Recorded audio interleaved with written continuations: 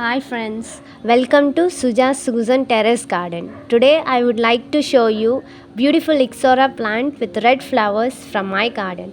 This plant should be placed in bright direct sunlight. Keep the soil consistently moist but not waterlogged. Water the plant when the top inch of soil feels dry. I used only kitchen waste for this Ixora plant. I water it daily and Ixora plant blooms up in clusters and looks very beautiful. I also used fertilizers like rice water, buttermilk and banana peel water 2 times in a month.